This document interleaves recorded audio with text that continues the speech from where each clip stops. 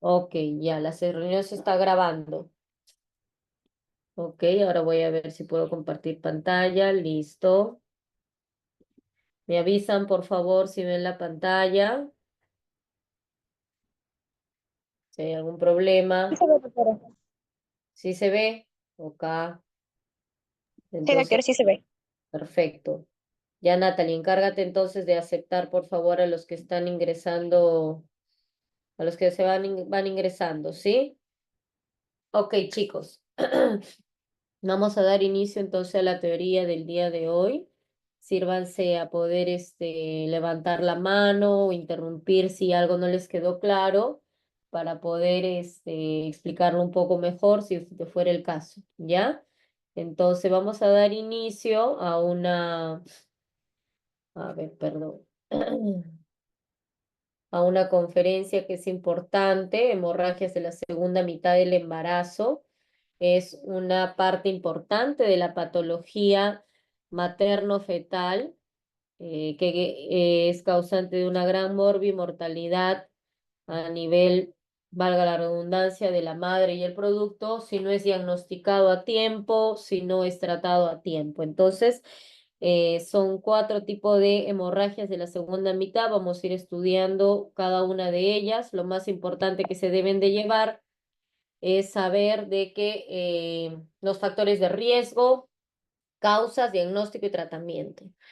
Entonces vemos acá un cuadro estadístico, un poco de las muertes maternas según causas de defunción a lo largo de los años 2015 a 2022. Y una de las principales causas directas de muerte materna son las hemorragias obstétricas, dentro de las cuales están catalogadas sobre todo las hemorragias posparto. Sin embargo, también están catalogadas las hemorragias de la primera y segunda mitad del embarazo. Como segunda causa de muerte a nivel de nuestro país están los trastornos hipertensivos. Y como causas indirectas, pues ustedes sabrán de que a lo largo de la pandemia que se ha vivido del COVID-19, también se dio un aumento de muertes maternas por esta enfermedad. Entonces, primero tenemos que hacernos una pregunta. ¿Qué hacer si una gestante de más de 20 semanas presenta un sangrado vaginal? Obviamente estamos hablando de las hemorragias de la segunda mitad del embarazo, porque de la primera mitad ya lo han valorado, ¿no? Ahí está el tema de abortos, mola y embarazo ectópico. Y esta es la segunda mitad. Entonces, ya nos ponemos en alerta cuando una gestante que pasó la época de aborto, pasó este periodo de aborto, que es las hemorragias de la primera mitad, empieza a sangrar. Entonces, lo primero, esta paciente obviamente va a llegar con nosotros a un establecimiento de salud y por emergencia, ¿no? Porque sabemos que las causas o se les explica a todas las gestantes en consulta externa durante su control prenatal que uno de los signos de alarma del embarazo es las hemorragias, los sangrados vaginales. Al momento que la paciente tenga un sangrado genital, debe acudir inmediatamente a emergencia y eso se le refuerza cada vez que se le ve a la paciente en control prenatal. Entonces, esta es una paciente que frecuentemente va a llegar por el servicio de emergencia y lo primero que tenemos que hacer es la evaluación rápida primero del estado general de la paciente y el feto. Es diferente tratar a una paciente que llega caminando por sus propios medios, diciendo que está sangrando o empezó a sangrar hace unos minutos, a que llegue una paciente gestante más de 20 semanas en un estado de shock hipovolémico por sangrado, ¿no? Entonces, lo primero que tenemos que ver es valorar cómo llega nuestra paciente a emergencia. Llega en buen estado general, tanto ella como el feto, ¿no? Primero, entonces, hacer la anamnesis, luego la evaluación obstétrica y luego el estudio ecográfico. Dentro de la anamnesis, primero tenemos que tratar con preguntas importantes que tenemos que hacer a la gestante, identificar la causa de sangrado, ¿no? Señora, ¿usted sangró de manera indolora? ¿Vino un sangrado espontáneo? Previo a este sangrado, señora, ¿usted tuvo algún golpe en la barriga directo, un golpe violento? ¿Ha sufrido un accidente de tránsito? ¿Ha sufrido un golpe de violencia familiar por su pareja? tiene usted este sangrado que ha venido, ha sido precedido de dolor o sin dolor. Entonces vamos a ir evaluando las características de esto para poder ir orientándonos al tipo de sangrado o al tipo de patología que se asocia a esta hemorragia de la segunda mitad, ¿no? Luego de identificar la causa de sangrado posible con estas anamnesis que les vamos a hacer, estas preguntas, tomar las funciones vitales de la paciente. Siempre en primer lugar va a estar el estado general de la madre. Siempre. Nosotros en obstetricia tenemos que valorar a la madre. Siempre, lamentablemente, en segundo plano pasa el estado fetal. Primero es el estado materno, compensar a la paciente y valorar que la paciente no esté crítica, sino esté hemodinámicamente estable, ¿no? Funciones vitales, pues la presión, frecuencia cardíaca, cómo está el estado de conciencia, ¿no? Como les digo, es diferente valorar una paciente que llega con genitorragia en buen estado general a una paciente que llega en estadio de shock, ¿no? Entonces, tomar las funciones vitales y compensar inmediatamente si hubiera alguna alteración hemodinámica, ¿no? Esto hablamos de shock. Luego, hacer la evaluación obstétrica. Ya viene a fijarnos en el segundo factor, que es el producto, el feto, ¿no? La altura uterina, valorar si hay contracciones uterinas, cómo está el tono del útero y la frecuencia cardíaca fetal. Luego, colocar especuloscopía. No, ojo, no dice hacer tacto vaginal a la paciente. Toda paciente con ginetorragia, ginecorragia, gestante más de 20 semanas, no debemos hacer tacto vaginal en primera instancia porque no sabemos a qué nos estamos enfrentando. Porque puede ser una placenta previa sangrante que yo al hacerle tacto vaginal voy a ocasionar un sangrado mayor, un sangrado masivo puedo originar. Entonces, toda paciente que llega sangrando, la especuloscopía en primera instancia para definir el origen y la cantidad de este sangrado, ¿no? Está viniendo del útero, está viniendo del cuello, es un sangrado que solamente está circunscrito al cérvix, al orificio cervical externo, es un sangrado de repente que está en la zona vulvar, vaginal y no es dependiente del útero, ¿no? Entonces vamos a ir catalogando según su etiología.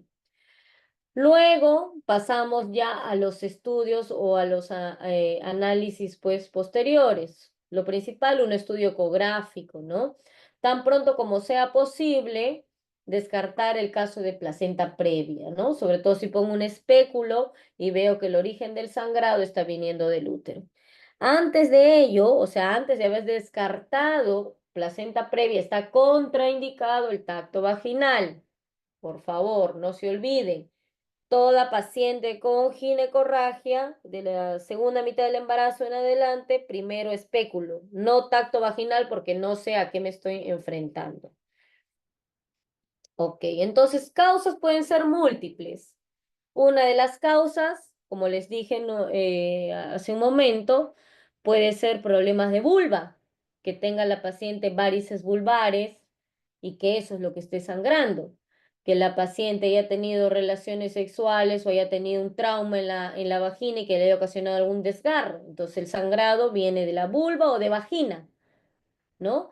Puede ser también que la paciente tenga una patología a nivel del cérvix, del cuello uterino, puede ser un pólipo, puede ser una paciente con un tejido glandular anormal, una cervicitis, un ectropio, lesiones propias del orificio cervical, cervicitis, un carcinoma, pacientes que no se han tomado pues Papá Nicolau por muy largo tiempo, ¿no? Y ya lo que los involucra esta clase es si las causas ya son intrauterinas, ¿no? Dentro de estas intrauterinas, que son las más peligrosas y principales que ustedes deben conocer, tenemos a placenta previa, DPP y rotura uterina. Entonces, de estas tres patologías vamos a hablar junto con una cápite de rotura de vasa previa o también conocido como inserción velamentosa del cordón umbilical. Al final vamos a unos casos clínicos para que ustedes puedan afianzar estos conocimientos que se les está dando en clase. ¿Hasta ahí alguna pregunta? ¿Alguna duda? Esta es la parte introductoria. Acordarse que dentro de las hemorragias de la segunda mitad tenemos que valorar siempre también estas causas que son añadidas. No toda ginecorragia va a ser de PP o placenta previa o rotura de velamentosa de cordón o rotura uterina. También pueden ser estas causas, ¿no? Que involucran a vulva, vagina y cervix. ¿Alguna pregunta, chicos, para ya pasar al tema en sí? No. Ok, continuamos entonces. Entonces vamos a hablar de placenta previa. ¿Qué es placenta previa? Es la implantación de la placenta en el segmento uterino inferior, ojo, segmento uterino inferior, cubriendo el cérvix o cerca de él, pudiendo llegar a anteponerse delante de la presentación fetal. Acá vemos un corte de un útero, ¿no? Que vemos acá la inserción de la placenta en el segmento uterino inferior, porque hay 4 tipos de variación de placenta previa, ¿no? Entonces, factores de riesgo, eso sí tienen por favor que conocerlo muy bien, saber los factores de riesgo inherentes a la placenta previa. A la cabeza están las grandes multíparas, pacientes que tienen varios hijos, más riesgo de placenta previa. ¿Por qué? Porque mientras más hijos tengan, ustedes saben que la implantación del blastocisto se da en el 7º día. Cuando uno se embaraza, viene el embrión fecundado y se asienta en la parte del cuerpo del útero, que es la parte más rica en oxígeno, más rica en vasos, y colindante a eso, una vez que se implanta, la placenta va a producirse colindante a eso. Cada vez que se produce un parto, un alumbramiento, ese ablastocisto que se implantó en un inicio deja una huella, una cicatriz, porque es donde se implantó la placenta. Entonces viene el segundo embarazo y el blastocisto que normalmente se va al centro del cuerpo uterino, va a ver, ojo, ahí está la cicatriz, entonces me voy un poquito al costadito, un poquito más abajo, un poquito más arriba. Entonces, cada embarazo que va viniendo va haciendo que el blastocisto no tome una implantación adecuada. Entonces, cada vez se va implantando más abajo, para evitar esa zona que está hipoxigenada por la fibrosis producida por la cicatriz. Entonces, se va implantando cada vez un poco más abajo hasta volverse más abajo y que la placenta, pues, colindante vaya a invadirse o a formarse en el segmento uterino inferior. ¿Ya? Esa es la causa. Entonces, por ende, las gran multíparas tienen más riesgo a ser placenta previa total. Las pacientes mayores a 35 años, también factor de riesgo, las pacientes con hábito tabáquico también. También es importante las pacientes que han sido sometidas a legrados uterinos, pacientes con endometriosis, pacientes con cesárea previa, pacientes que han sido operadas de miomas, miomectomía y las pacientes portadoras de miomas, ¿ya? Todo esto por la cicatriz que se causa a nivel del cuerpo del útero y por ende también es parecido al tema de las gran multíparas, se va implantando en lugares más oxigenados, evitando la fibrosis. Ok, paciente con periodo intergenésico corto, entre embarazo y embarazo, que sean menos de 18 meses, es un factor de riesgo para placenta previa y también para rotura uterina. Paciente con patologías placentarias como la placentomegalia, un corioangioma placentario, más riesgo de placenta previa por el mismo tamaño de la placenta. Paciente con tumores uterinos, obviamente este tumor va a impedir que la placenta migre o se afiance en ese lado, va a implantarse o afianzarse más en el segmento uterino inferior. ¿Ya? Ok, entonces esos factores de riesgo son muy relevantes. ¿Cuáles son la clínica de esta placenta previa? Lo característico es un sangrado indoloro. Paciente, este sangrado es insidioso, indoloro, continuo y de cantidad variable. El síntoma característico, un sangrado sin dolor. 80% de casos. La mayoría se presenta así, paciente hemodinámicamente estable, característicamente está acostada, durmiendo, se levanta, levanta sus sábanas y ve lleno de sangre. Nunca sintió dolor, nunca sintió un síntoma realmente que le haya conllevado a pensar en una alarma. ¿Ya? Entonces el famoso sangrado indoloro. Puede haber anemia o shock dependiendo de la cantidad del sangrado que se pueda producir. Y normalmente también la posición fetal, la presentación es anormal, ¿no? Cuando, como vemos acá en esta imagen, la placenta va adelante, entonces, ¿qué va a hacer el producto? Va a buscar no estar de cabeza porque le va a impedir esta placenta. Entonces vamos a tener las posiciones anómalas en la placenta previa como la situación transversa o la presentación pelviana. ¿Ya? Ok, entonces tenemos más frecuente el feto en transverso y la presentación pélvica o pelviana o podálico también conocido, por la misma obstrucción que hay de la placenta para que el bebé no tenga esta posición cefálica que es la más frecuente. ¿Cómo se hace el diagnóstico? Hemos dicho examen con espéculo, tacto vaginal restringido. No puedo hacer un tacto vaginal en paciente que estoy sospechando de placenta previa, porque hemos dicho que puede conllevar un sangrado mayor. El examen con espéculo me va a ayudar a descartar otras causas que dijimos en un inicio, ¿no? Que sean valvulares, que hay vulvares, perdón, que haya algún desgarro, que haya pólipos, erosiones o incluso un cáncer. Entonces ya tenemos las clínicas, sangrado indoloro, cómo se hace el diagnóstico, colocando un espéculo, evitando el tacto vaginal y ya el diagnóstico con métodos auxiliares, el gol estándar es ecográfico. ¿Qué ultrasonido? La ecografía transvaginal que se debe hacer como una prueba confirmatoria después de la semana 32. Por eso, cuando escuchen placenta previa a la semana 20, a la semana 24 no es muy frecuente, porque la placenta tiende, normalmente crece a lo largo de la gestación y va migrando, se va volviendo más anterior, más cerca al fondo o cuerpo del útero, obteniendo su posición final a la semana 32. Por eso, antes de la semana 32 no es bueno nombrarla o que su nomenclatura sea placenta previa. Puede ser placenta con tendencia a inserción baja o placenta baja, también llamado, pero no es placenta previa. La placenta previa se hace el diagnóstico a partir de la semana 32. Ojo, diagnóstico gol estándar, ultrasonido transvaginal.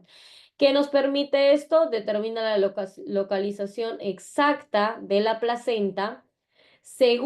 Es segura esta ecografía aun cuando exista un sangrado activo por el tipo de caliper que tenemos en la ecografía transvaginal. Todos ustedes que hayan ido al hospital a hacer sus prácticas ven cómo es el transductor, ¿no? Puede haber convexo, que es para la parte abdominal, y al endocavitario, que es larguito, pero que no va a rasgar nada, ¿no? Es convexo en la punta. Entonces ingresa sin hacer o producir algún daño, ¿no? Es seguro, como dice así, aun cuando exista sangrado activo. Tiene una sensibilidad de un 87% y una especificidad de un casi 99%. Vemos acá una evaluación de una placenta previa parcial en una gestación, por ejemplo, de 32 semanas en examen con espéculo. El cuello uterino presenta una dilatación de 3 a 4 centímetros. Entonces, vemos acá, el paciente llega sangrando, le ponemos un espéculo y nos damos cuenta que está en dilatación, pero que la placenta también la estamos observando. No está obstruyendo todo, porque si no, no veríamos las membranas. Por eso es una placenta previa incompleta, subtotal o también parcial conocida, ¿no? Entonces, dentro de la clasificación que ustedes deben conocer, tenemos estos 4 tipos: placenta previa de inserción baja, placenta previa marginal, parcial y total. Obviamente, ¿cuál va a ser la diferencia? La ecografía. Entonces, la ecografía va a ser el gol estándar. Con la ecografía nosotros vamos valorando de acuerdo a las medidas y a la longitud que vayamos nosotros encontrando, midiendo desde el cuello del útero hasta donde llegue el borde de la placenta. Ahí podemos hablar y hacer la tipificación del tipo de placenta a la cual nos venimos enfrentando, al tipo de placenta previa, ¿no?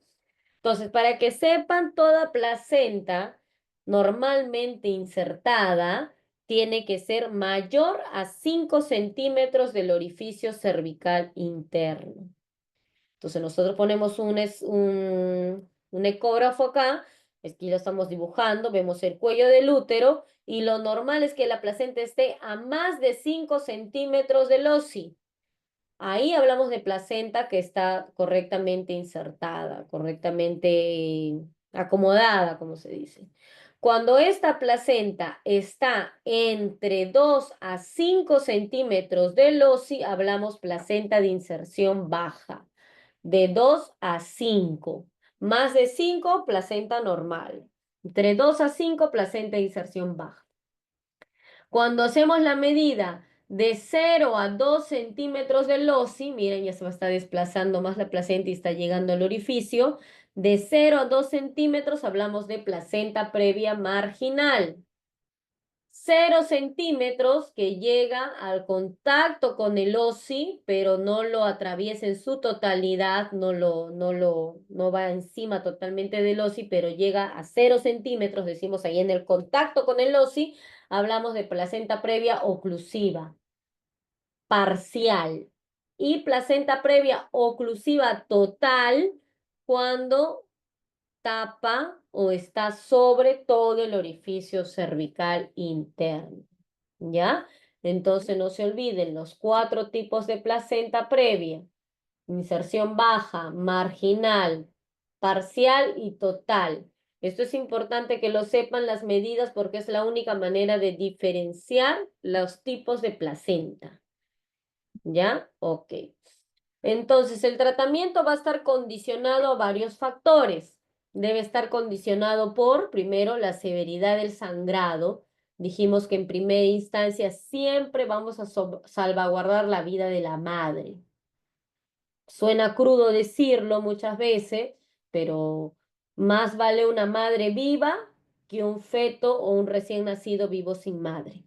Entonces, es mucho mejor preservar siempre la salud materna.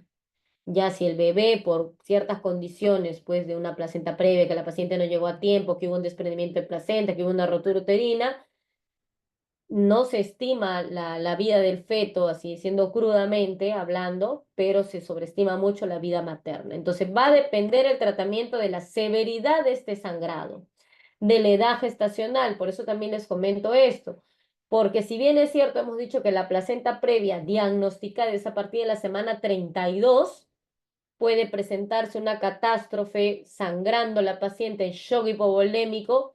No podemos esperar a decir, no, que primero la operamos y luego la compensamos. No, primero es la vida de la mamá. Si tenemos que sacar un feto prematuro, que no tiene maduración pulmonar completa, que de repente no tiene una UCI en ese momento y la paciente está sangrando y se va a morir, tenemos que sacar ese bebé.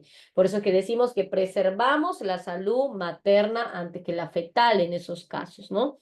Obviamente, si es una mamá que viene en mejores condiciones, que puede esperar, que podemos dar maduración pulmonar para traer a su bebé vivo, mucho mejor, ¿no? Pero si no, es principal la salud materna.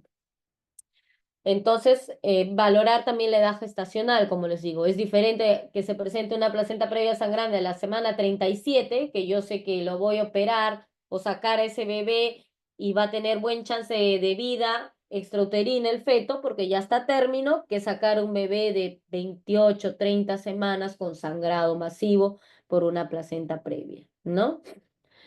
Si hay presencia o no de dinámica uterina para ver cómo se va a tratar o eso es si se la paciente está en trabajo de parto o no. El tratamiento debe estar orientado a prevenir el shock hipovolémico. Si de repente la paciente vino con un sangrado que en ese momento es de leve a moderado, no podemos predecir si ese sangrado va a venirse en hemorragia. Entonces tenemos que tener a la paciente en unas condiciones hemodinámicamente estables, ¿no? Cruzar paquetes de sangre, tenerla doble vía, tenerla en un servicio de acción inmediata como emergencia, ¿no? De todas maneras, prevenir el parto pretérmino mientras las condiciones maternas sean favorables, ¿no? Se puede, pues, madurar el pulmón, tener a la paciente en observación, haciendo todo mientras no se desencadene una hemorragia masiva, ¿no? ¿Para qué? Para poder mejorar las condiciones para el feto, ¿no? Si de repente en mi establecimiento de salud llegó la paciente con placenta previa, pero no es un sangrado abundante, la paciente no está en shock, tengo yo que tener la posibilidad de ir madurándole el pulmón, colocarlo en su doble vía y coordinar la referencia para que su parto, su cesárea, sea atendida en un establecimiento donde puedan ayudar a un feto pretérmino, ¿no? Entonces, siempre prevenir el parto pretérmino en la medida de lo posible. Vigilancia de la actividad uterina, del dolor y del sangrado vaginal. Siempre tenemos que estar haciéndolo, ¿no? Hay que atender la toma de muestra para banco de sangre, grupo y factor, reservar depósito de sangre, como ya lo dije. Toda paciente con sangrado vaginal secundario a placenta previa debe de ser hospitalizada. No existe que ya placenta previa, le diagnostiqué, llegó a emergencia a la semana 35, sí tiene placenta previa, pero en ese ratito no está sangrando. Pero la paciente refiere que está sangrando. Entonces, tengo que hospitalizar a mi paciente, porque yo no puedo predecir en qué momento se va a volver a presentar ese sangrado para tenerla monitoreada con signos vitales y frecuencia cardíaca fetal en forma continua. ¿Ya? El tratamiento normalmente es cesárea, ¿ya? Si le viene normalmente cesárea en los casos de placenta previa total y parcial. En la de tipo marginal y de inserción baja, puedo intentar un parto vaginal, siempre y cuando este parto vaginal sea 100% monitoreado por personal de salud, ¿no? Las obstetrices, el médico, ginecólogo, pero tiene un 69% de éxito de parto vaginal, o sea, no es muy alto.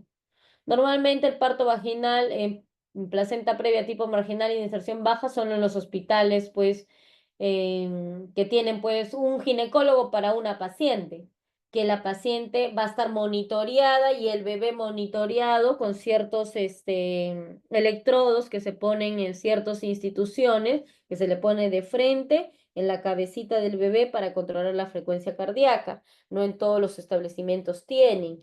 Entonces, por ende, normalmente toda placenta previa total en el Ministerio de Salud, perdón, todo tipo de placenta previa se opera, ¿no?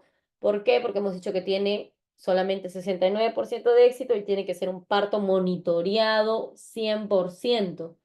Y ya sabemos que en el MINSA puede haber una paciente en trabajo de parto, pero en ese rato la están monitoreando, llegan tres a la vez. Entonces, no hay personal suficiente, no hay material sanitario suficiente para poder hacerlo.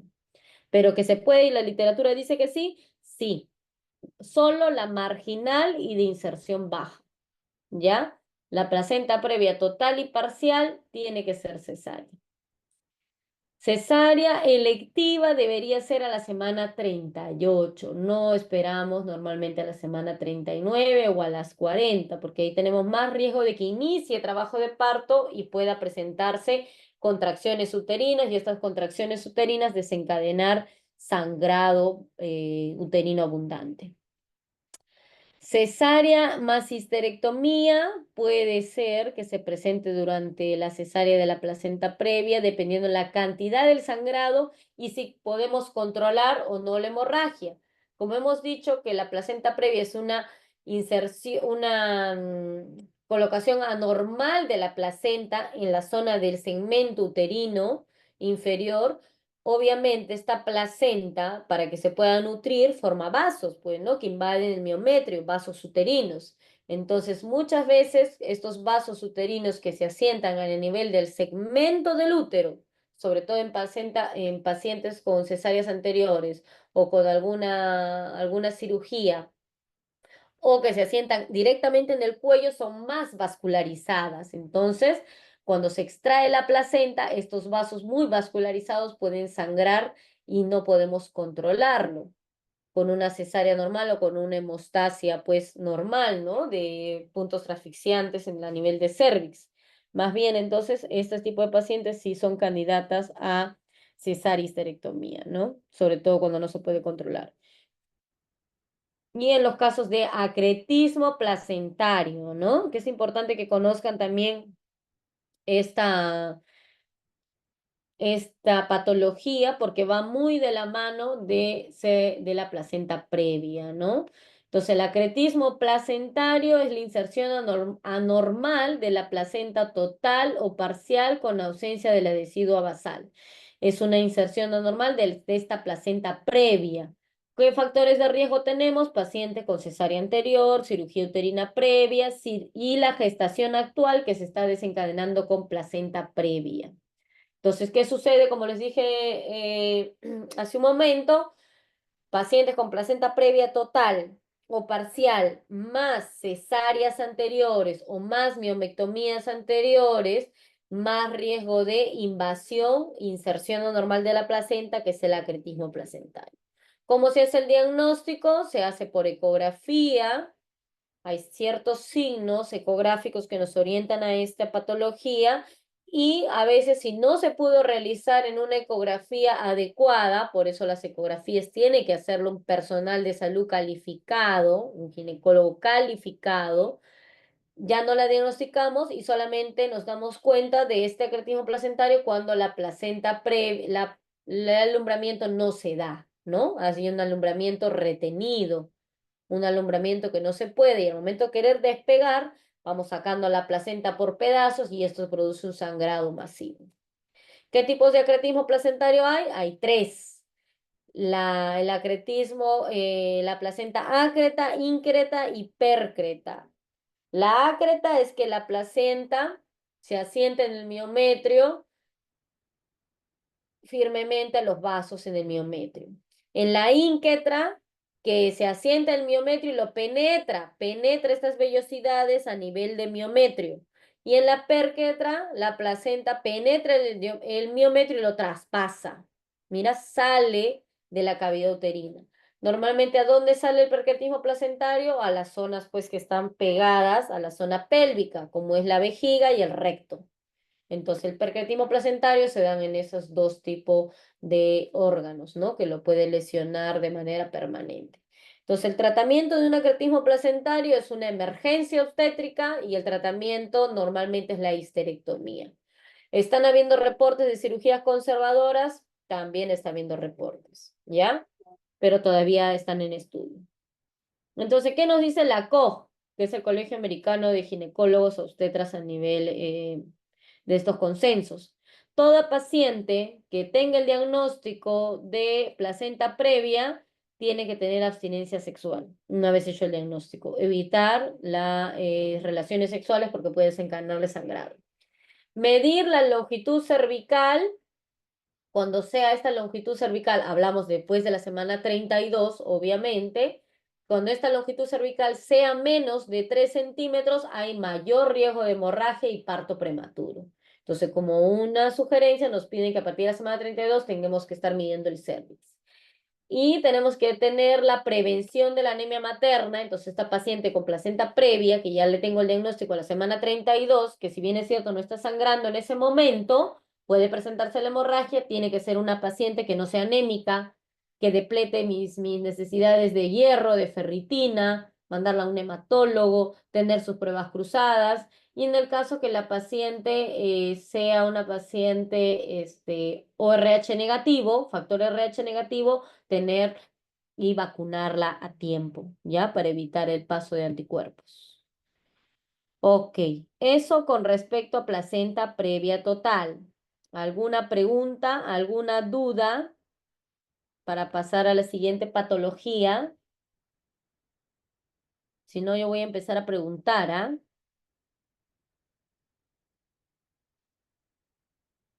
¿Sí? ¿Todo claro?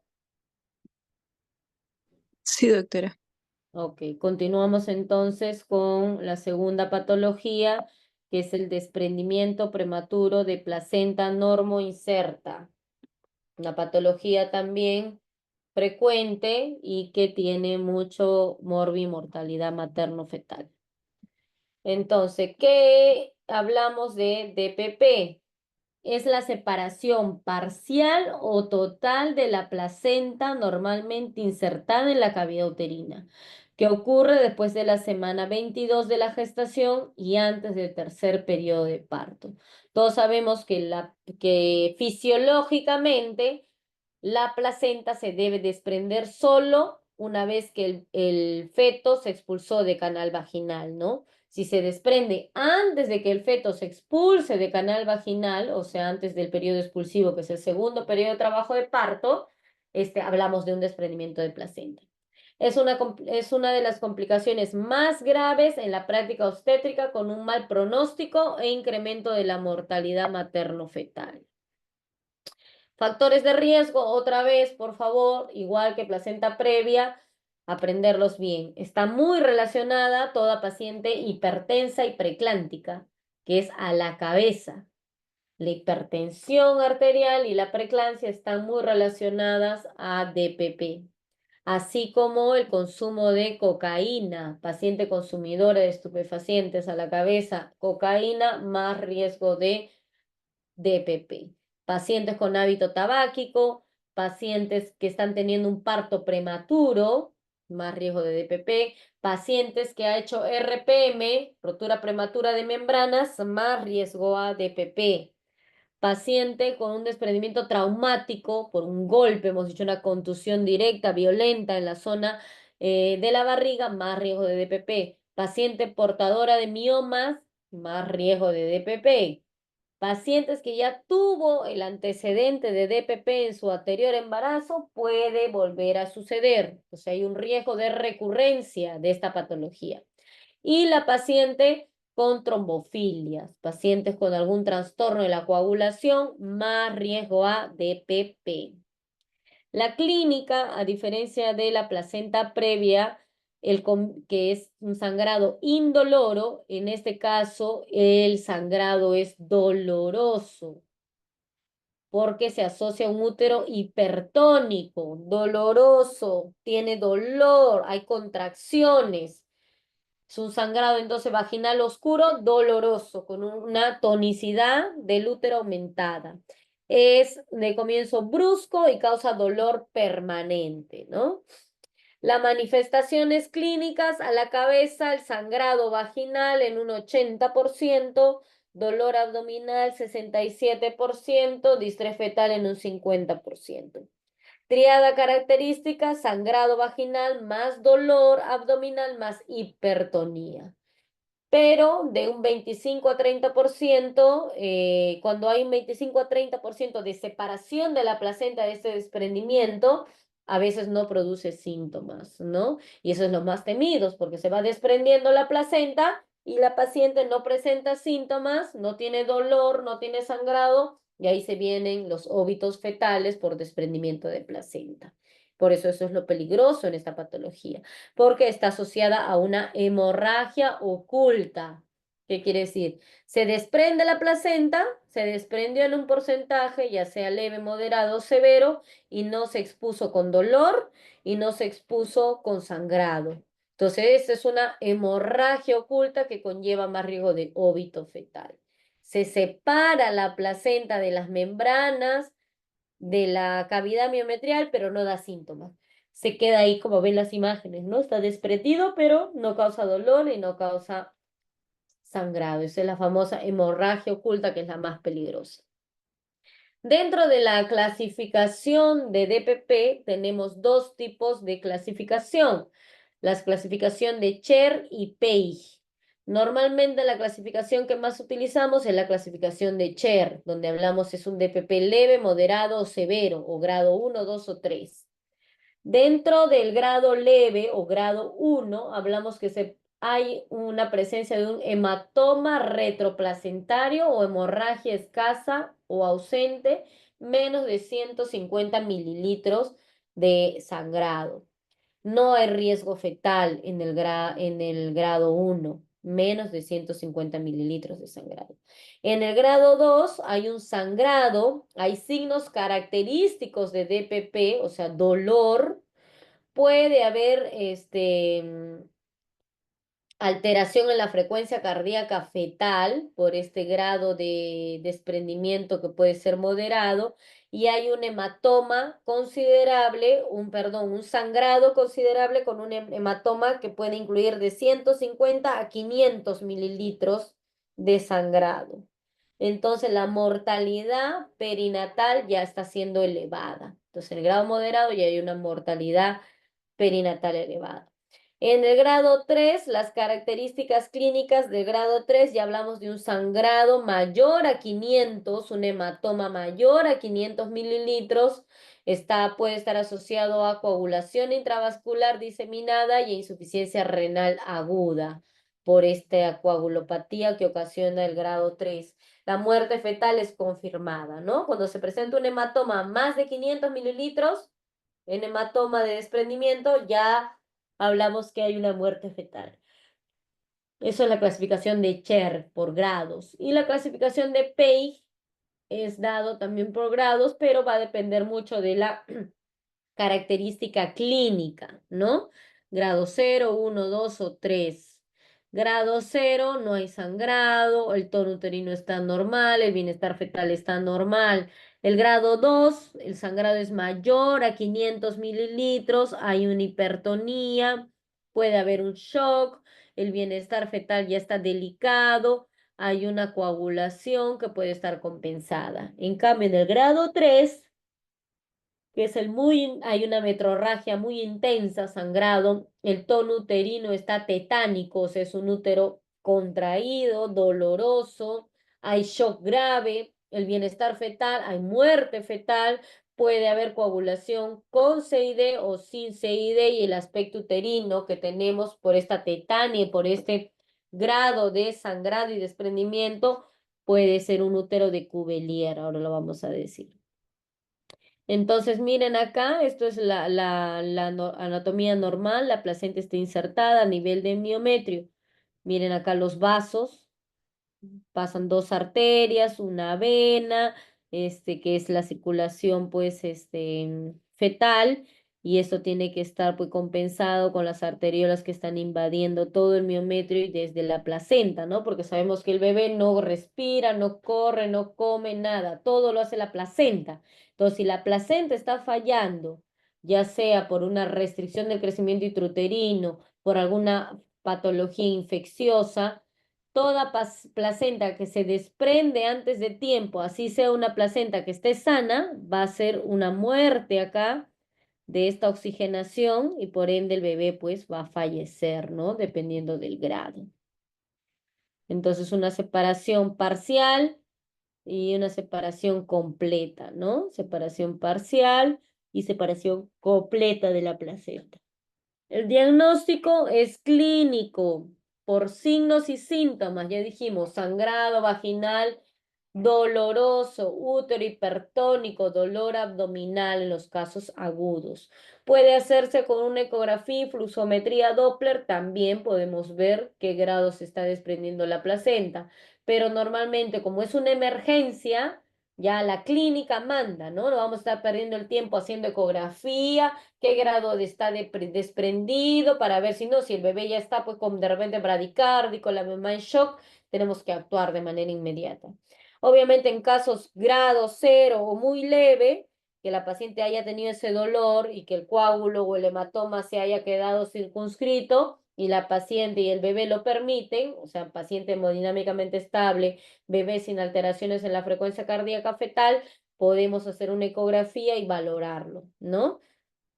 Por ejemplo, vemos acá, esta es una placenta que está totalmente desprendida, miren. Acá está el miometrio, este es el útero, hay una hemorragia retroplacentaria que se ve esto negro que ven acá. ¿Lo ven, chicos? Y esta es la placenta, que esto blanco quiere decir que ya no tiene oxigenación. Esta placenta está desprendida en su totalidad, probablemente el feto ya esté muerto y la mamá en estado de shock.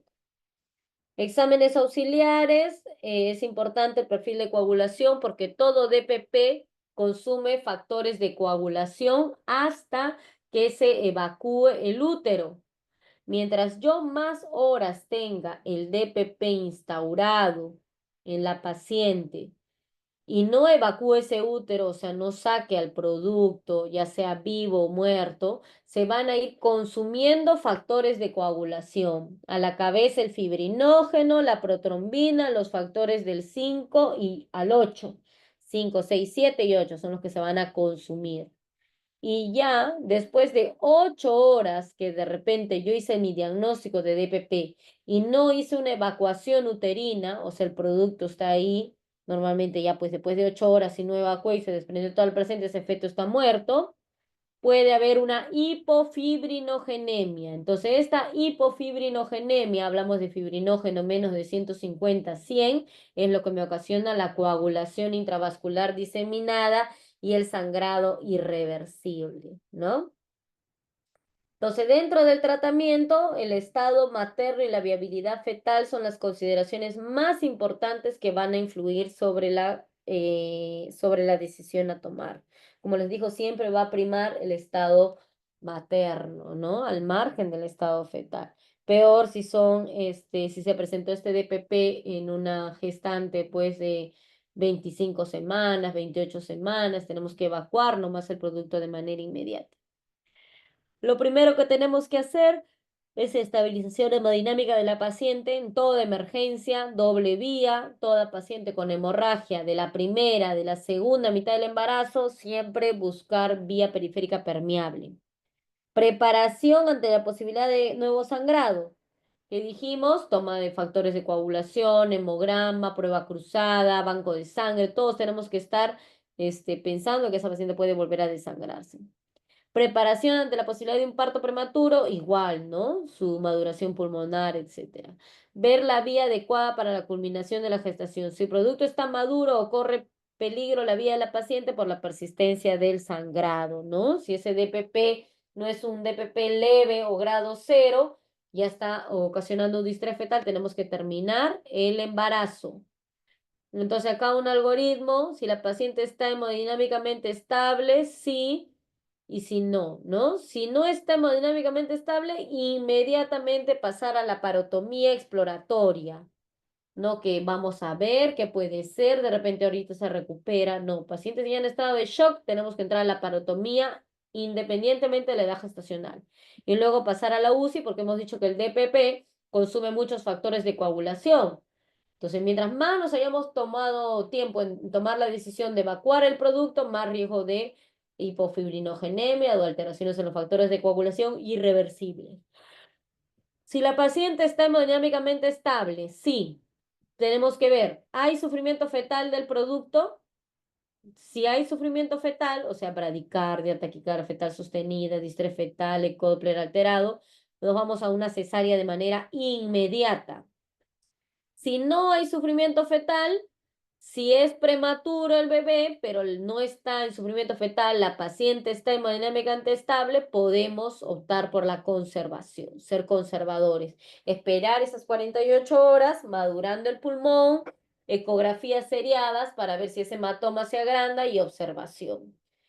En cambio, si está término y es un DPP leve, o sea, grado 0, si es un DPP leve, perdón un ratito, ¿por qué se ha parado esto? Si es un DPP leve, yo voy a agarrar y puedo indicar maduración cervical y inducción de parto monitoreando al bebé. Si es un DPP moderado a severo, directamente pasaré a una cesárea. Ahora, esto de DPP leve, que puedo intentar parto vaginal, al igual que placenta previa, parcial, perdón, de inserción bajo marginal, que puede intentar un parto vaginal, está en la literatura. ¿Lo debemos conocer? Sí, porque nos dice la literatura. Sin embargo, todo DPP en los establecimientos de salud y toda placenta previa que está sangrando, no vamos a arriesgarnos a someter a la paciente a observación que vamos a hacerle ecografías seriadas para ver cómo está, que no sé qué, ¿no? Porque esta paciente que llegó bien se puede complicar y va a ser un problema médico legal. Entonces, todo DPP diagnosticado normalmente es operado por cesárea, porque hemos dicho que mientras más horas pase y yo no evacúe el producto, más riesgo de hipercoagulabilidad y CID. ¿Ya? Entonces, ¿en la literatura está escrito que se puede esperar? Sí, pero normalmente les digo, en la práctica no se suele hacer. Entonces, monitoreo también materno-fetal, manejo para evitar el shock hipovolémico y manejo de la coagulopatía, ¿no? Tener a disposición de sangre fresca, crioprecipitados, plasma fresco y plaquetas. ¿Cuáles son las complicaciones más temidas del DPP? Coagulopatía por consumo, dijimos, ¿no? Hipercoagulabilidad y CID. Ah, característica del CID, coagulopatía por consumo, una hipofibrinogénemia menos de 150 miligramos de fibrinógeno. Alta concentración de productos de degradación de fibrinógeno, fibrina y dímero D. Y hay un decremento de los factores de coagulación. Ahí se hace el diagnóstico de coagulopatía por consumo. Y esto es peligroso porque llegamos a una coagulopatía por consumo irreversible y la paciente, pues así ya la hemos operado, esa cesárea operada, va a sangrar todo, va a sangrar de los ojos, va a sangrar de los oídos, va a sangrar de la uretra, con la orina, todo eso sangra. Entonces, lo característico de una coagulopatía por consumo es cuando demoramos mucho tiempo en tomar una decisión, se van consumiendo estos factores de coagulación y la paciente entra en un estado de hipercoagulabilidad y coagulación intravascular diseminada y viene pues la hemorragia y no hay quien la pare.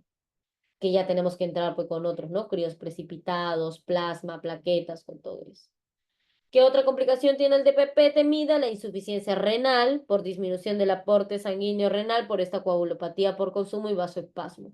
Y el famoso útero de Cuvier o apoplejía uteroplacentaria, que es la extravasación diseminada de sangre hacia el músculo del útero y por debajo de la serosa. El tratamiento normal es la histerectomía.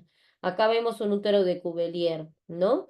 Hay extravasamiento de sangre a nivel de las paredes del miometrio. Y si se metió sangre en todas las paredes del miometrio, ese útero no se va a contraer. Ese famoso útero de Cuvier. Entonces, al no contraerse, va a causar ¿qué? Como colindante, una atonía uterina. Y esta atonía uterina, un sangrado mayor. Entonces, al tener un útero apopléjico, un útero de Cuvier que no va a funcionar, tenemos que optar por la histerectomía. Dependiendo del grado, ¿no? Este es un grado severo, está todas las paredes del útero tomadas, es una paciente real. Entonces, así hemos tenido casos. El diagnóstico, aparte de la clínica y todo eso, al final va a ser la anatomía patológica, ¿no? Como presencia de un coágulo retroplacentario, que es el hallazgo principal de esta placenta. Muy bien. ¿Alguna pregunta hasta ahí con respecto a DPP? Chicos, No, doctora, todo claro. todo claro. Ok, de ahí vienen las preguntas, yo las voy a hacer, ¿ah? Ok, listo. Entonces continuamos ahora con rotura uterina. Ya para ir terminando. Ay, perdón, un ratito voy a bajar esto. No sé cómo se baja. Ya. ¿Qué es la rotura uterina? Es la completa separación del miometrio con o sin expulsión de las partes fetales en la cavidad peritoneal y requiere de una cesárea de emergencia o laparotomía. Es una complicación durante el parto asociada a muy elevada mortalidad materno-fetal.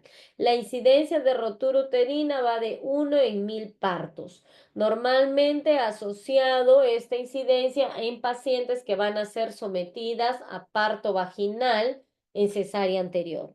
Hay mayor riesgo, ¿no? De un 0,1%, o sea, de 1 de cada 1000.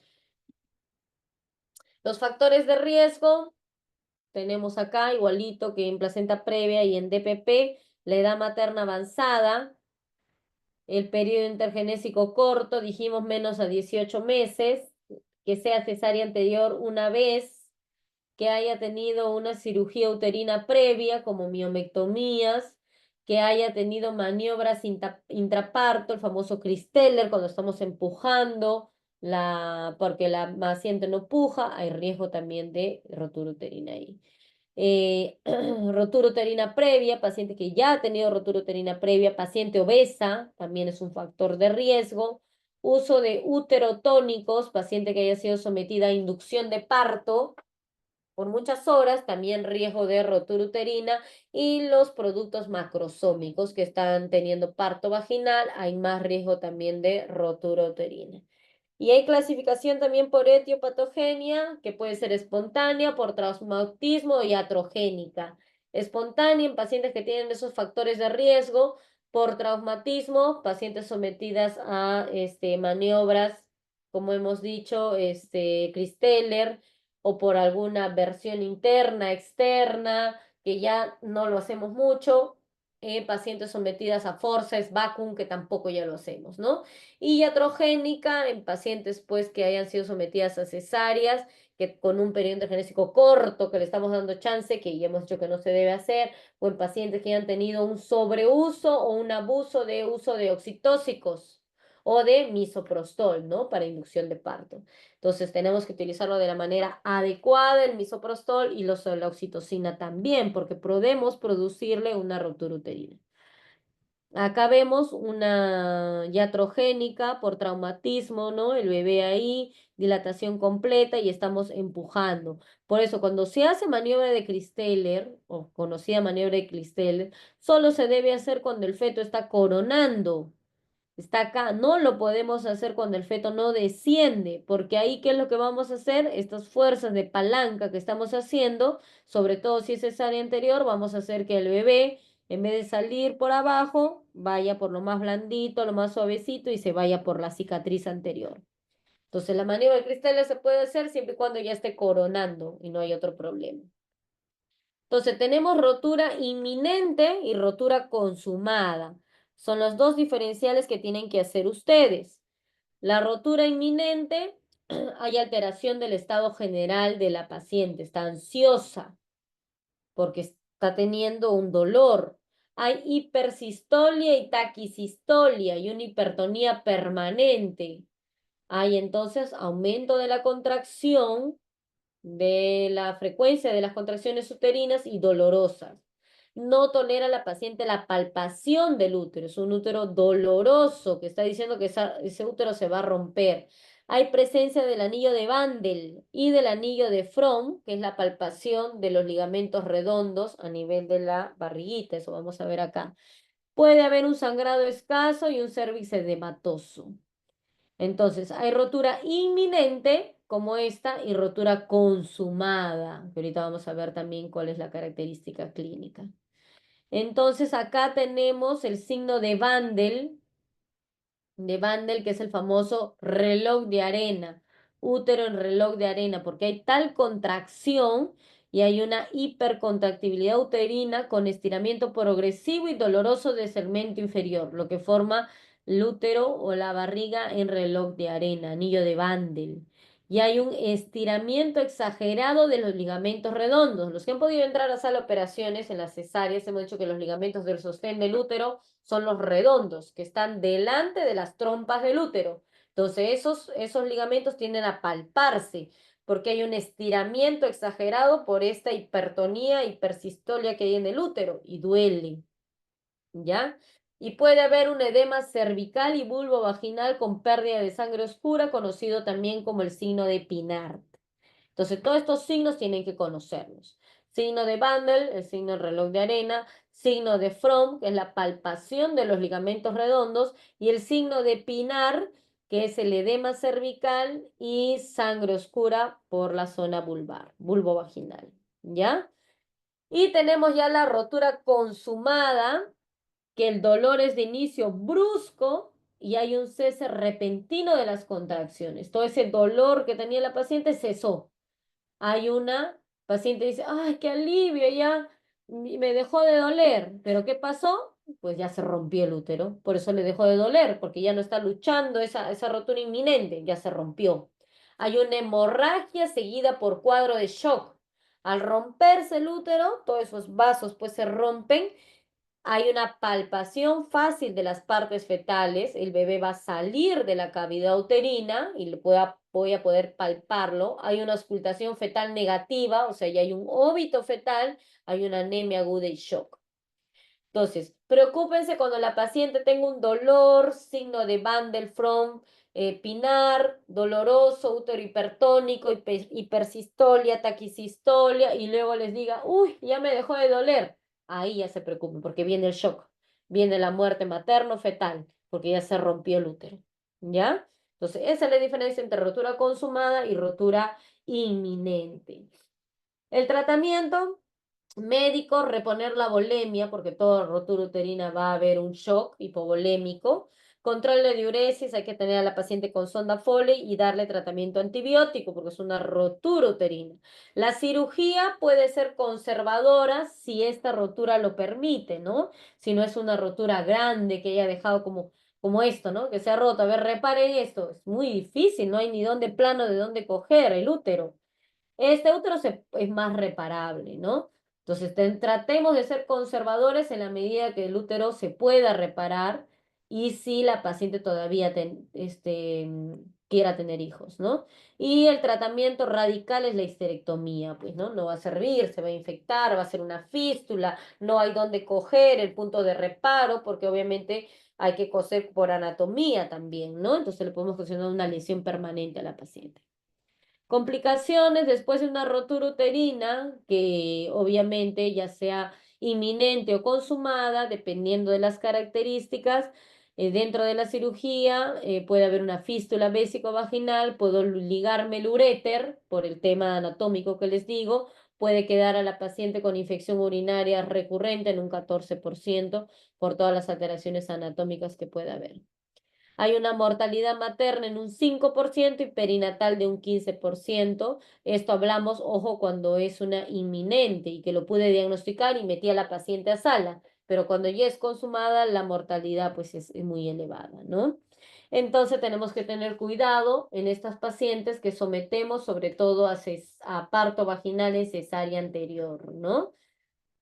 Igual hemos dicho que es el 0,1%, pero cuando se presenta, pues hacer el diagnóstico temprano y no evitar que la paciente pues esté pasando su trabajo de parto, sobre todo si es cesárea anterior, extrahospitalariamente, ¿no? Porque se puede romper ese útero.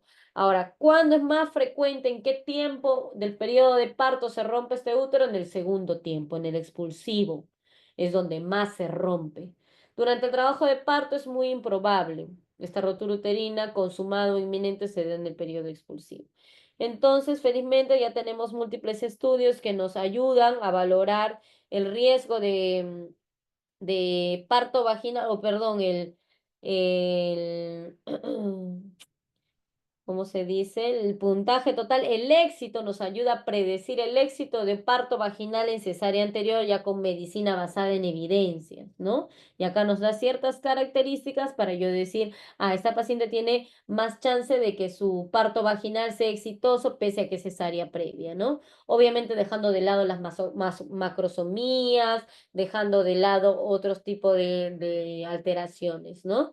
Pero si es una paciente que no es un bebé muy grande, que su cesárea anterior fue más de año y medio, que es una paciente con buen índice de masa corporal, no es obesa, le vamos disminuyendo los riesgos de rotura uterina y podemos ir poniendo los puntajes de acuerdo a las características y las variables que ven acá, ¿no? La edad, si tuvo un parto vaginal anterior, por qué fue su cesárea anterior y el Bishop a nivel cuando ingresa la paciente a emergencia, ¿no? Ok. ¿Alguna pregunta de rotura uterina? No. Ok, y vamos a pasar al último punto, rotura de vasa previa. ¿Qué es la vasa previa? Es los vasos sanguíneos del feto que cruzan el orificio interno del útero por debajo de la presentación del feto. No se logra entender mucho, ¿no? ¿Cómo es esto, doctora? Miren acá, la placenta y los vasos del cordón umbilical siempre están cubiertos así, ¿no? Placenta acá, cordón excéntrico o central cubierto por la gelatina de Wharton. ¿Qué sucede en la base previa? Miren acá, el cordón se inserta, pero miren los vasos que están ahí del cordón umbilical, no protegidos por la gelatina de Wharton y que se van insertando en cualquier lado de la placenta. Entonces, un cordón umbilical que no está protegido en su totalidad como el anterior, miren la diferencia acá el cordón y la placenta cómo se va insertando y la inserción velamentosa del cordón o basa previa. Se insertan los vasos al lado de la placenta y están desprovistos de esta protección. Entonces, si este vaso tiende a sangrar, es una catástrofe, porque no es que vaya a sangrar la placenta, va a sangrar directamente el bebé, ¿ya? La placenta sangra el bebé, hay una anemia fetal y un shock fetal, y el bebé se muere. Entonces, ¿qué sucede? Normalmente, ya hemos visto acá la imagen para que lo entiendan, y en la basa previa, miren, el cordón umbilical llega, está cubierto y luego vienen los vasos sin protección y se insertan en la placenta. Entonces, esto, cualquier cosita va a sangrar. La presión, el trabajo de parto va a romper estos vasos y va a hacerlos sangrar. Y normalmente está delante de la presentación fetal. Hay una inserción velamentosa del cordón entre el amnios y el corion. Los vasos fetales son desprotegidos, vulnerables a roturas y o desgarros. El sangrado es de origen fetal. Ya hemos dicho, se corta acá sangre y va a sangrar el feto porque está metido el cordón umbilical acá, entonces va a hacer que se desangre este feto. Hay 1 de cada 2.500 embarazos y la mortalidad es sobre el 60%. ¿Ya? Ahí al ver las imágenes. Factores de riesgo para inserción velamentosa o basa previa, gestación gemelar monocoriónica, una sola placenta, embarazo con técnicas de reproducción asistida, más factor de riesgo y anomalías en la inserción placentaria. La clínica, sufrimiento fetal agudo, porque ya hemos dicho que es un sangrado directamente del bebé, por los vasos del bebé.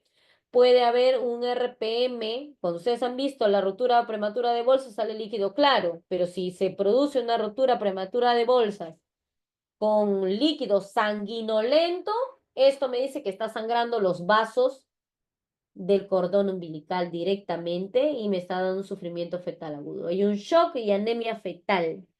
Shock y anemia fetal. Miren otras las imágenes. El diagnóstico, lo ideal es que se pueda hacer una evaluación ecográfica. Por eso, chicos, es tan importante el control prenatal. No es de que ya ven, muchas pacientes llegan a dar a luz sin control prenatal y de buena suerte, en buena hora, todo va bien. Pero cuando se presentan estos problemas porque la paciente no fue controlada, ahí vienen las muertes materno-fetales.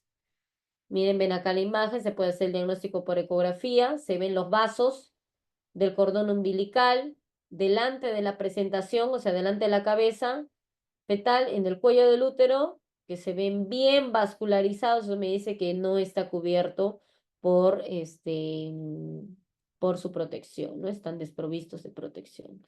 El tratamiento, una cesárea de emergencia debe ser sobre todo si es que se produce un RPM o yo hago un RAM, rotura artificial de membranas, y produzco un líquido sanguinolento, eso me dice que rompí vasos. Cesárea programada debe ser a las 34 semanas, una vez demostrada la maduración pulmonar. Sobre todo si, em, sobre todo si hago el diagnóstico por ecografía, ¿no? Ok, ¿alguna pregunta? Vamos a hacer unos casos clínicos, voy a llamar. Así que todos los que están conectados, a cualquiera lo voy a llamar y me doy cuenta si están o no en línea. Voy a llamar al azar. A ver, Daniela Romero, léenos por favor la pregunta.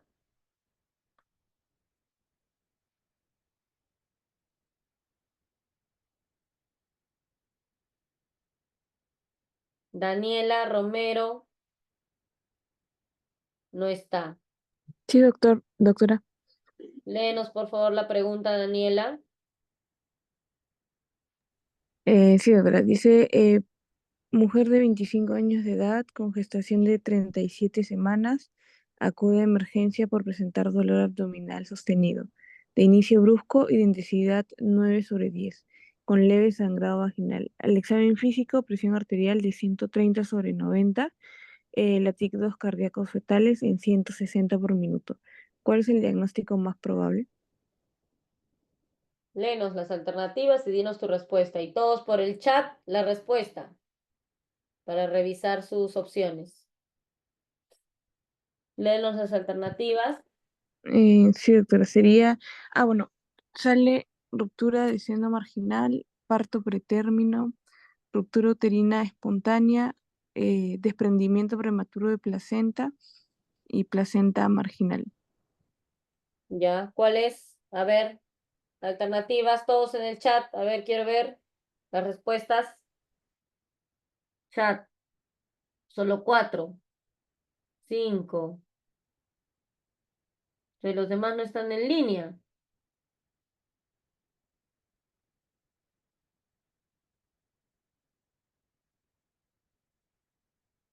Muy bien.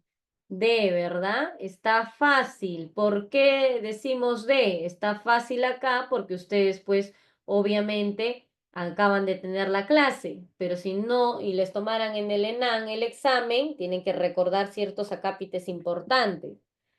Característico, el dolor abdominal sostenido y de inicio brusco, de intensidad 9/10. Dijimos la triada de DPP, dolor, hipertonía uterina y sangrado.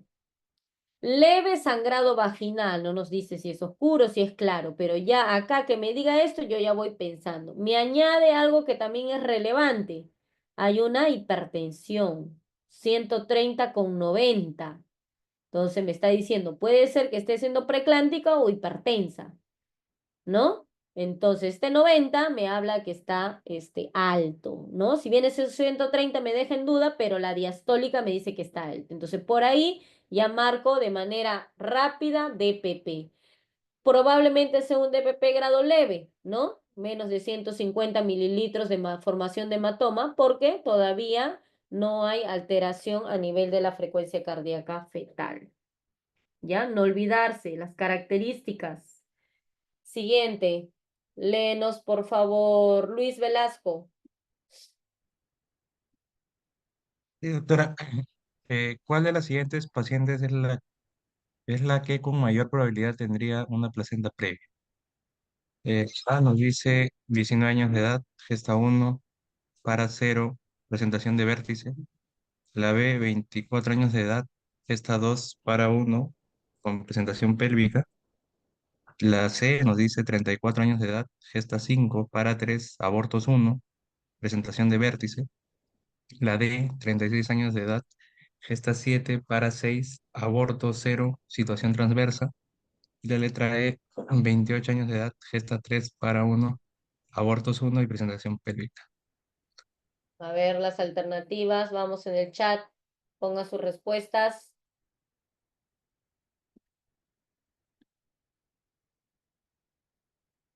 D.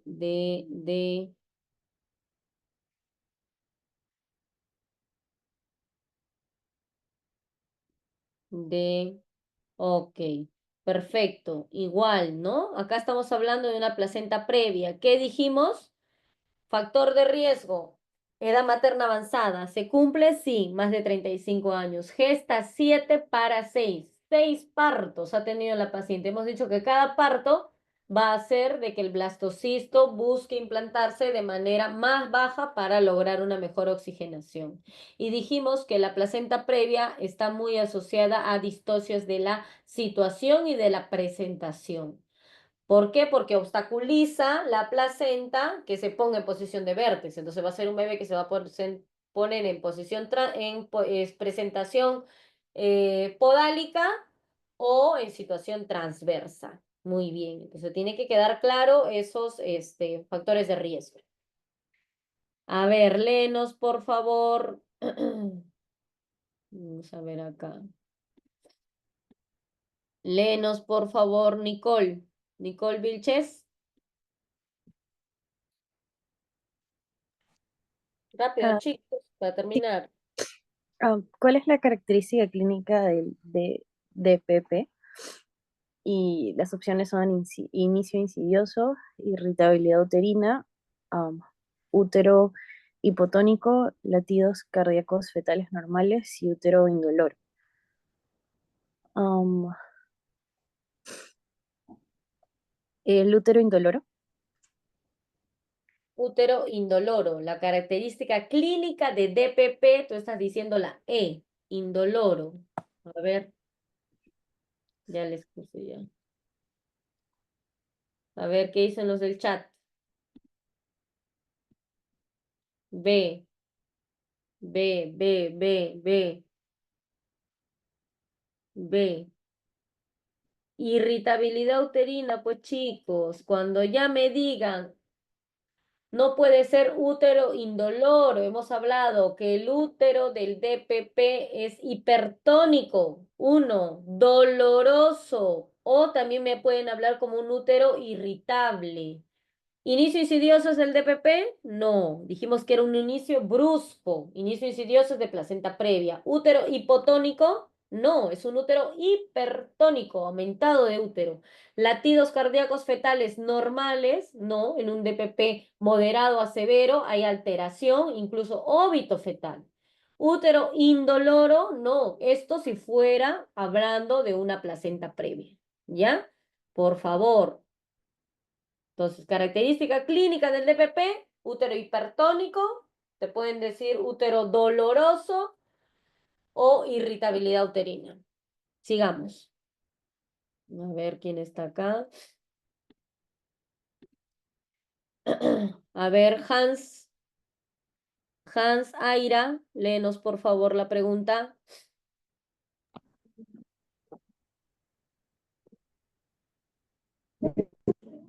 Pregunta 74. El útero de Cuvelieri tiene como complicación A, atonía, B, aumento de incidencia de histerectomía, C, consumo de fibrinógeno en grandes cantidades, D, trastorno de coagulación, E, todas. A ver, todos en el chat. ¿Cuál es la complicación asociada al útero de Cuvelier? Que les he mostrado la foto, un útero morado, amoratado.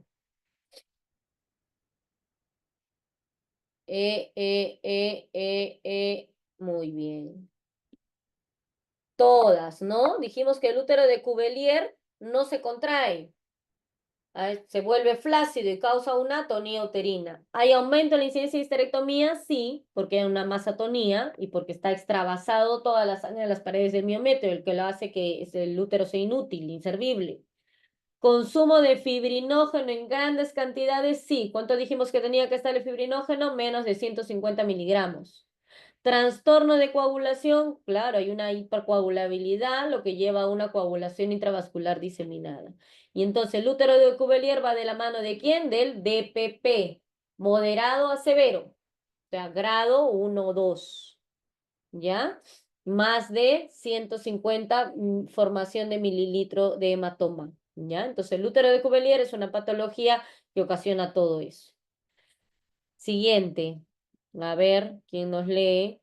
A ver, léenos, por favor, María Paola Yáñez.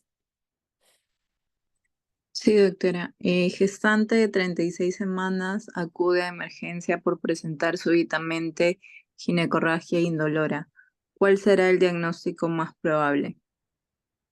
¿Es la letra B, doctora, placenta previa? Ya, te tienes que leernos todas las alternativas, A. pues. A, Rotura rotura uterina, uterina. B, placenta previa. C, desprendimiento prematuro de placenta. D, ruptura prematura de membranas. Y E, placenta creta. obviamente, ¿no? Placenta previa, dijimos. Presenta ginecorragia indolora, pero acá, ¿qué me puede hacer dudar? Presentar súbitamente, ¿no? Dijimos que la placenta previa era insidioso. Pero toda ginecorragia indolora, el que más se ajusta es la placenta previa. ¿Por qué? Rotura uterina causa dolor y es también súbito, pero no es una ginecorragia indolora, es dolorosa, igual que el DPP, que la placenta ácreta es una complicación ya, ¿no? De placenta previa más cesárea anterior y un RPM no me debe ocasionar sangrado, ¿no? Si no estaríamos hablando de vasa previa, rotura de vasa previa, que sí también puede ser una ginecorragia indolora, pero es una corragia que va a matar al bebé, porque el sangrado viene de los vasos del bebé.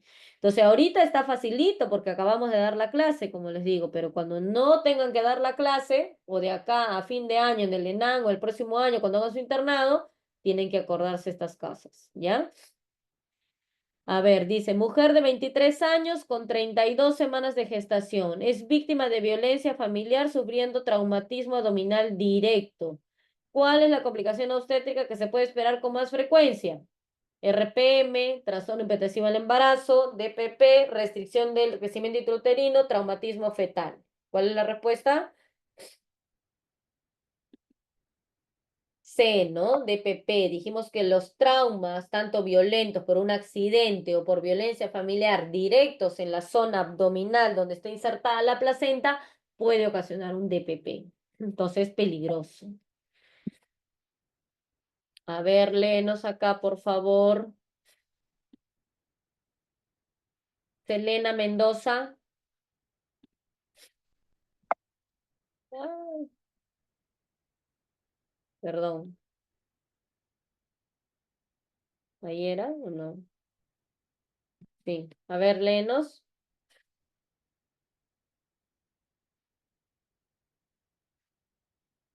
Selena, ¿está? Sí, doctora.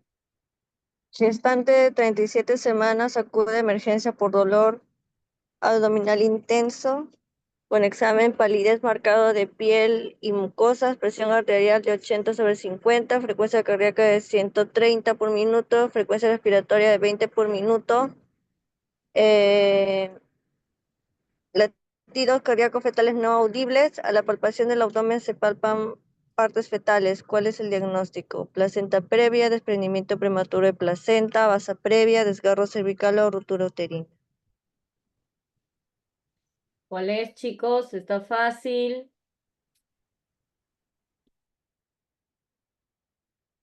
¿Sí?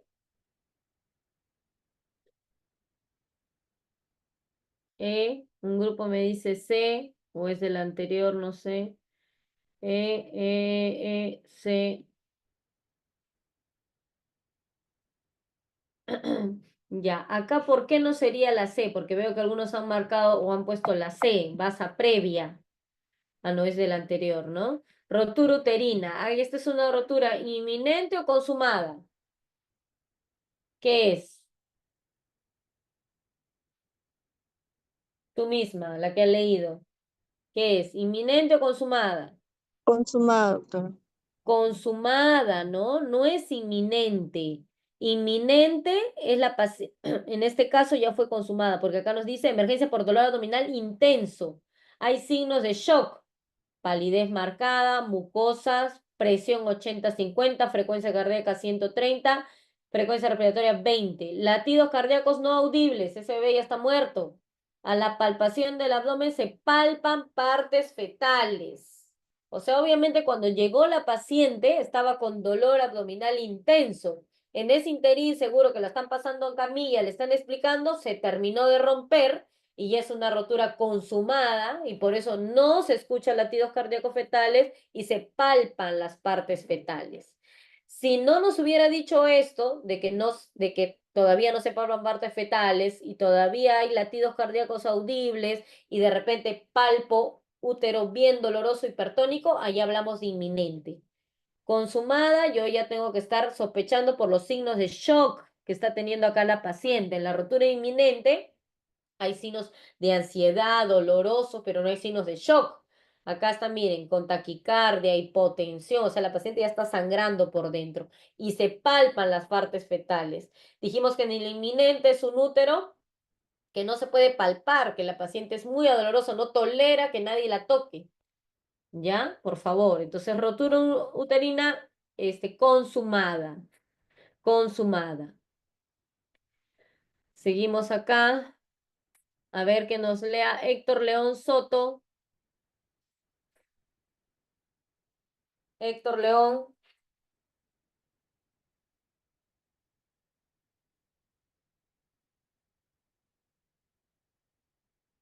Héctor, ¿está conectado? Acaba de responder en el chat, ¿o quién está respondiendo por él?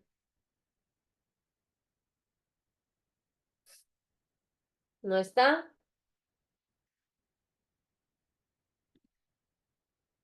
A ver, llamamos a Alexandra Molina. Sí, Alexandra, doctora. léenos, por favor. Primigesta de 23 años de edad, con 37 semanas de gestación, ingresa a la emergencia con sangrado vaginal, rojo rutilante sin dolor. No obstante, la frecuencia cardíaca fetal se mantiene estable en 150 por minuto. ¿Qué procedimiento indicaría usted? Examen digital del cervix, test no estresante, inducción del trabajo de parto, ruptura en membranas o examen de ultrasonografía. A ver, las alternativas, respondan. Primero tienen que sospechar cuál es el diagnóstico para ver qué le van a hacer.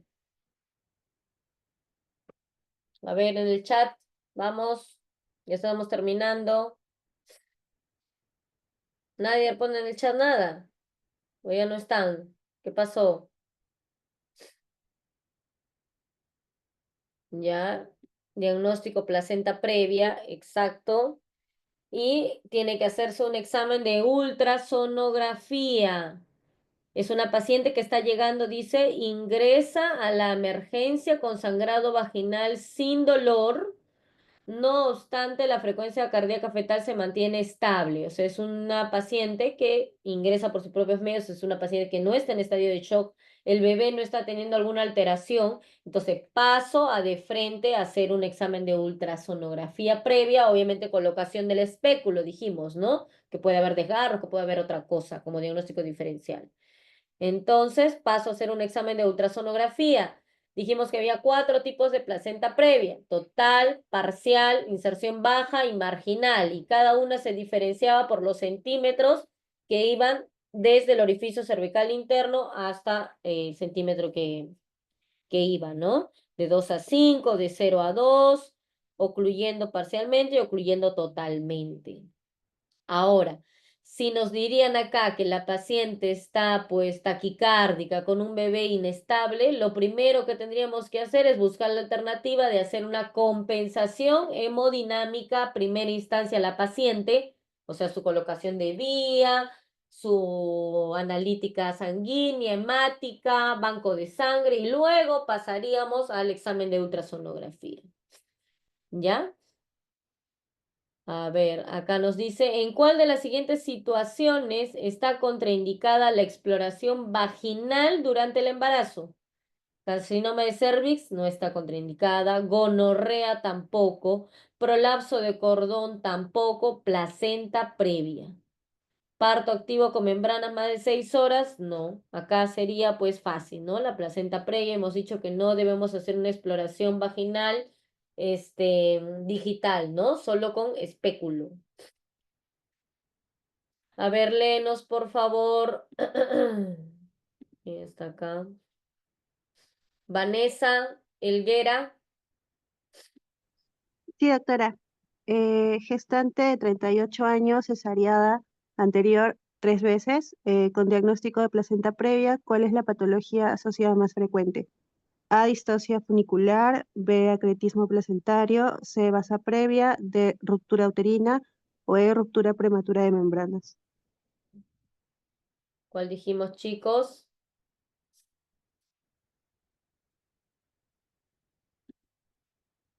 A ver. B. Acretismo placentario, muy bien, ¿no? Paciente sometida a 3 cesáreas y actualmente con placenta previa. Es el acretismo placentario. Lo primero que debemos hacer es el descarte. ¿Por qué? Invasión anormal de la placenta. Increta, acreta, percreta. La más peligrosa, percreta, porque invade vejiga, recto. Causa de mortalidad materna elevada. Debe hacerse un diagnóstico ecográfico anterior, es lo ideal. Ahí tenemos ciertos parámetros y va aumentando el riesgo por cada cesárea que tengamos asociados a placenta previa. ¿Ya? Muy bien. ¿Alguna duda, alguna pregunta para ya dar por terminada la clase? Chicos,